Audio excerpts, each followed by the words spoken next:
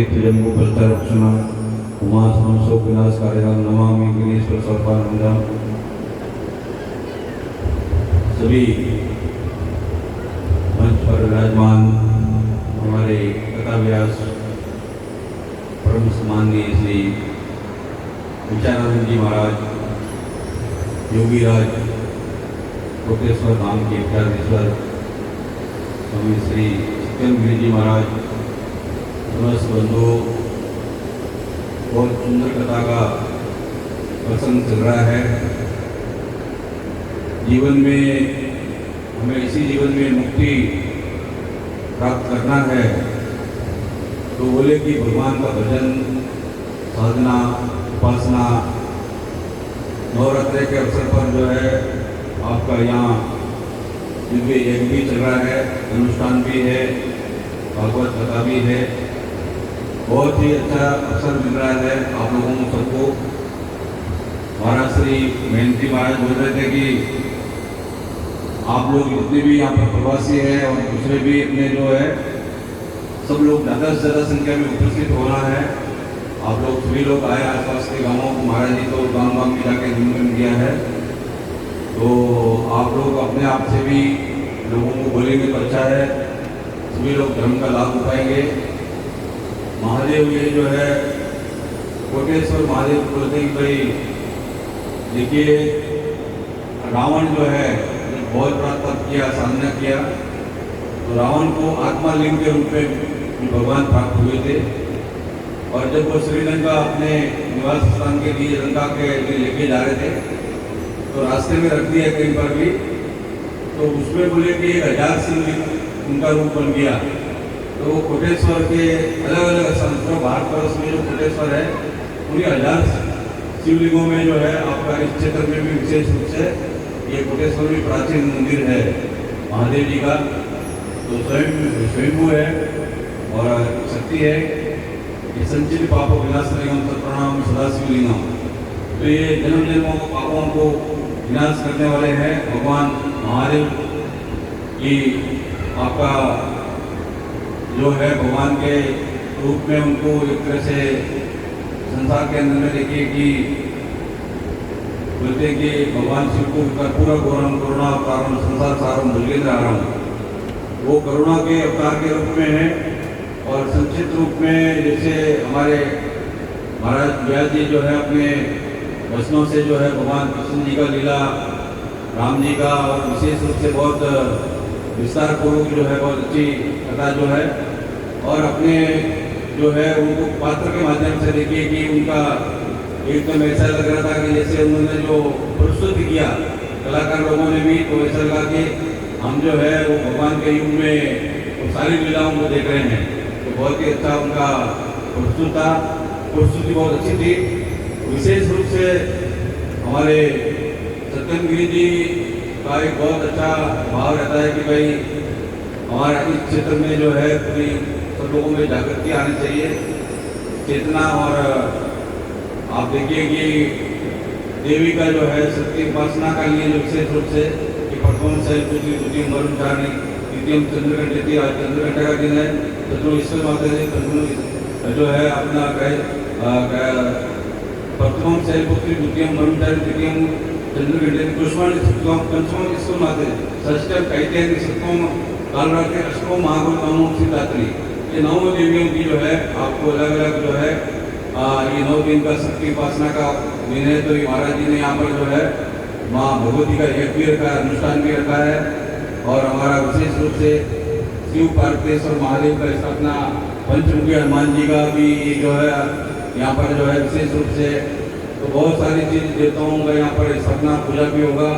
ये दिव्य स्थान बनने वाले हैं कि अपने सतोगुणों से जो है विशेष रूप से कोटेश्वर महादेव का मंदिर है। तो एक केवल 30 सेकंड के लिए भगवान का नाम लेना है।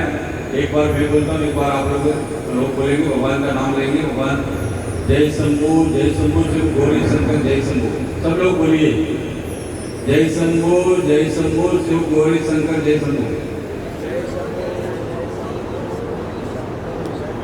जय शंभू शिव गौरी शंकर जय शंभू।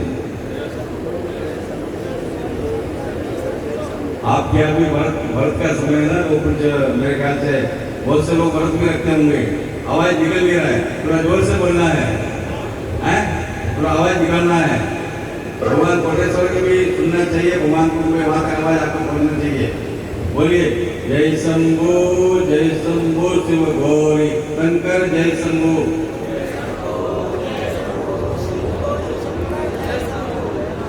हाँ बहुत अच्छा। देखिए अभी महाराज बीच बीच में अपना व्यास जी संकीर्तन करवाते हैं, तो बहुत अच्छा। और विशेष रूप से महाराज श्री का जो है आगे, क्योंकि ऐसा तो अपना पूरा एक तरह से कथा का जो है समय वो अपनी तरफ से समाप्त हो चुका है। और एक आप हमेशा से कि 105 बजे कथा को विश्राम देते हैं। कथा तो बहुत बड़ा है, भागवत कथा में तो बहुत विस्तार से है और बहुत ही प्रसन्न है। उसको चाहे तो हम साल पर भी चला सकते हैं, परंतु 7 दिन का नियम है। विशेष रूप से महाराज बहुत अच्छी कथा कर रहे हैं। एक रूप से देखिए कि आप सब लोग जो है यहाँ पर जो है एक पूरा तरह से संपूर्ण भारतवर्ष में और विशेष रूप से ये जो अपना क्षेत्र है पश्चिम राजस्थान में, सिवाना जो गढ़ सिवाना का क्षेत्र जो है, ये भी एक तरह से स्थित क्षेत्र है। यहाँ पर जो है जो शुक्लेश्वर है, हल्देश्वर है, कोटेश्वर है, यही महादेव जी का यहाँ पर जो है तपोस्थली है। और सभी जो है भगवानों को स्थापना करने के लिए संत लोग महात्मा लोगों ने किया है। तो कब समय समय पर जो है संतों का जो है ये जो अपने आप ही जो है भगवान को जो है सब बनाते हैं अपने आप में भी, अपने लोगों के बीच में।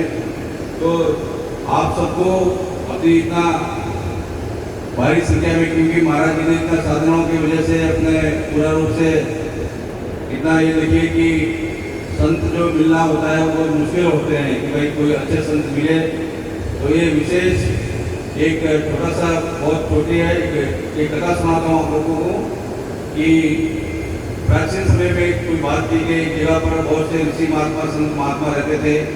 तो उनके पास में कुछ लोग पहुँचे कि महाराज ऐसा है कि हमारे गांव में भी मंदिर है, आश्रम है, वहाँ कोई साधु का व्यवस्था नहीं है, तो आप एक कोई महात्मा को भेज दीजिए, तो हमारा कोई मंदिर का व्यवस्था जो है वो साधु महात्मा देख लेंगे। तो वहाँ के जो प्रमुख थे, महंत जी थे, महामंडलेश्वर के आस्थानधारी जो थे, उन्होंने कहा कि आप ऐसा करो कि 10 लोग ले जाओ। तो वो आपस में सब सोचने लगे कि हम लोग तो बोले थे कि भाई एक दिन को लेके जाना है, और ये महाराज कह रहे 10 को ले जाओ, हमारे को समझ में नहीं आया। तो उन्होंने बोला कि नहीं आप लोग लेके जाओ। तो जब वहाँ से चले तो वहाँ से कुछ रास्ता दूर था, पहले पुराने ज़माने में पैदल का रास्ता था।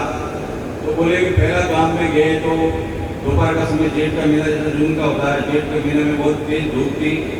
एक जगह कहीं पर बोला तो भाई पानी मांगा, तो वो जो है कोई कन्या पानी लेके आया, वो पानी पिलाया। तो उसका आश्चर्य का देखा तो बोला भाई ये जो इसका कोई विवाह करेंगे तो वो तो बहुत जो है बहुत कुछ प्राप्त होने वाला है। तो बोले एक वहीं पर रुक गया। उसके बाद 9 लोग चले, आगे गए तो एक कोई गांव का नेम था कि राजा मर गया था। तो बोले कि जो भी पहला आएगा उसको राजा बनाना है। तो ऐसा एक को राजा बना दिया।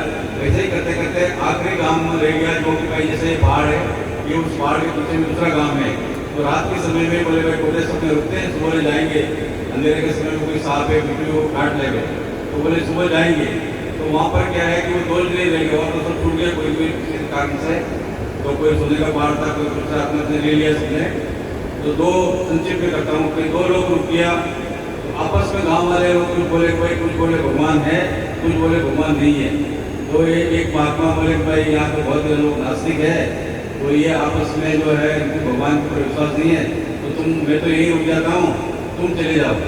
तो बोले कि बाद में जो है जब वो गांव में महात्मा जी पहुँच गए सत्येंद्र गिरी जी महाराज की जैसे, तो वहाँ से वो समाचार भेजा वो महाराज को, बड़े महेंद्र जी को, ऋषि महात्मा को, कि भाई जो आपने एक भेजा था हमारे लिए वो पहुँच गया।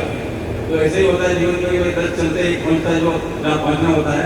तो बहुत अच्छा महाराज जी जो है अपने इस क्षेत्र के लिए विशेष रूप से कोई भगवान ने कोई चयन करके आपके बीच में भेजा है। तो बहुत ही अच्छा यहाँ पर महाराज जी का सभी जो है, क्योंकि मैं कल भी बोला था कि आपको परसों बोला था मैंने कि जहाँ संत होता है वहाँ सनातन धर्म का अपना भी इसका को स्थापना हो जाती है। भगवान से जीव रूप जीव का स्थापना। तो जहाँ भी संत है वहाँ साधन की स्थापना हो जाती है।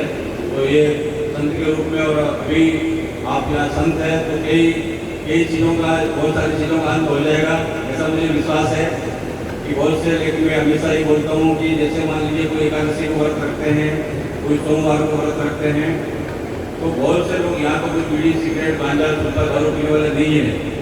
और अगर मान लीजिए कोई है तो इसको सोचना है कि जैसे महाराज जी का प्रेरणा से, सत्यंग जी की प्रेरणा से, हमारा व्यास के एक दिन जैसे एकादशी है, या मान लीजिए कि कोई अपना सोमवार है, जैसे व्रत रखते हैं वैसे ही एक दिन बोले भाई मैं बीड़ी नहीं पीऊँगा, गुटखा नहीं खाऊंगा, या मान लीजिए कि कोई शराब नहीं पीऊँगा, तो अपना एक व्रत लेना।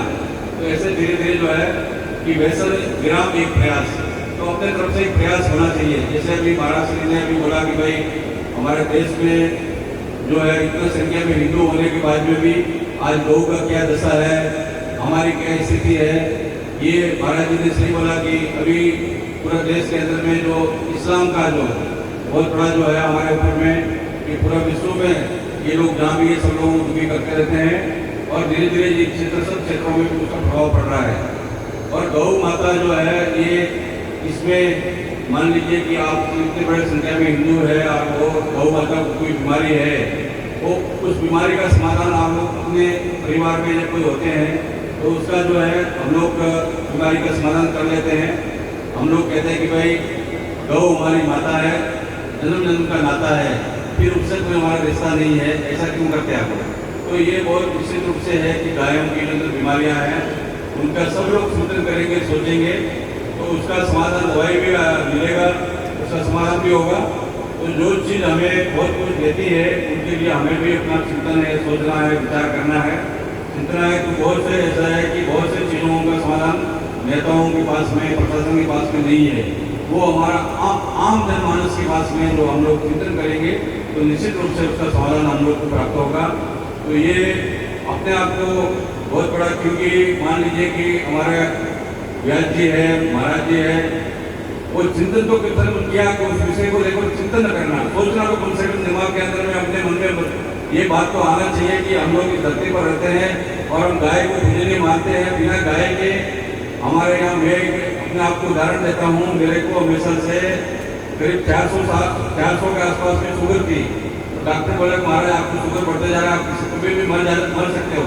तो मैंने जो एक उपयोग किया अपने लिए, और उसके बाद में 15 साल से मेरे को शुगर जो है 200 से ऊपर भी बढ़ा नहीं। वो उपयोग में आप लोगों को बता रहा हूँ, गऊ के ऊपर में आप भी कर सकते हैं। कि जो पंचगव्य होता है, पंचगव्य को जो शास्त्रों में है वो तुला वगैरह जो लिखा है, तो मैंने अपने तरीके से जो अपना उपयोग किया वो मैं आपको बता रहा हूँ। कि जो आपका गोबर है गाय का, जो ताज़ा गोबर होता है गाय का, चाहे दूसरे हो चाहे गाय हो, स्वास्थ्य कराना होना चाहिए, वो कोई बीमार नहीं हो गए। थोड़ा सा उसमें से मतलब 10 ग्राम कितना गोबर लो, ज़्यादा नहीं लेना है। और उसके बाद में 50 ग्राम या 100 ग्राम गोमूत्र, उसको जो है 7 प्रकार का जो मलबल का कपड़ा होता है थाली का, वो 7 परत बनाकर उसको जो है गोबर को उसमें अच्छी तरह से खोलना है।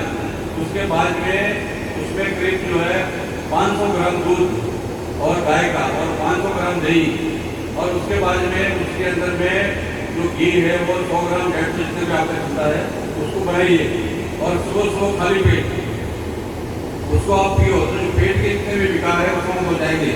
पंचगव्य ऐसा होता है कि कहीं पर भी हमारे को शुद्धि करनी होती है, पहले प्राचीन समय में भी, अभी भी बहुत से जगह पर कहीं पर भी गोबर निकलता पंचगव्य से। कोई भी जब कोई बोलते हैं किसी के जीवन में कोई पाप हो जाता है तो उसको पंचगव्य पिलाया जाता है। तो पंचगव्य का बहुत बड़ा महत्व होता है। ऐसे ही हमारा गऊ, ऐसा तो गऊ का जो है कि हर उसका जो भी अंग है, गऊ हमारे लिए बहुत ही पूजनीय है। तो निश्चित रूप से आप जो है इसको प्रयोग किए, हमने खुद प्रयोग किया है। और मैं 15 साल से स्वास्थ्य को, मेरा 65 साल का आसपास उम्र है, तो मुझे कोई भी मेरा पेट संबंधी कोई रोग नहीं होता है। तो ये बहुत बड़ा गाय के अंदर शक्ति है। मैं भी वहाँ गाजियाबाद का बड़ा शहर है, सरकार से लड़के, नगर निगम से लड़के, हमने वहाँ 7 गाय रखी हुई है। जबकि वहाँ कोर्ट वगैरह में गए हम लोग, क्योंकि गाय नहीं रख सकते, हमने रखी है और सब जगह जीत गया है। तो आपको क्या है कि यहाँ गाँव है और बहुत अच्छी तरह व्यवस्था भी है। और ये गौ माता की जो बीमारी आई है उसको समाधान करने के लिए, जैसे व्यास जी ने हमने बोला कि प्रत्येक व्यक्ति को इसको सोचना है कि जो हमारा वैदिक सनातन हिंदू है उसको ये चिंतन करना होगा कि ये हम लोग जो है इसको समाधान कैसे कर सकते हैं। और निश्चित रूप से आप लोग सोचेंगे तो हो जाएगा। अभी मैं गया था कि बागरा में, तो वो गौशाला में वो गऊ का दूध पिलाया, मैं पिया, तो वो बोले कि महाराज यहाँ पर वो बीमारी नहीं है, हम लोग पूरा ध्यान रखते हैं। तो बहुत से ऐसी गौशाला भी है जहाँ पर ये बीमारी नहीं पहुँची है। आप लोग सावधान रहेंगे तो सुखी रहेंगे। तो निश्चित रूप से ये चिंतन का विषय है और ये हम सबको सोचना है। हरिओम जय हनुमान।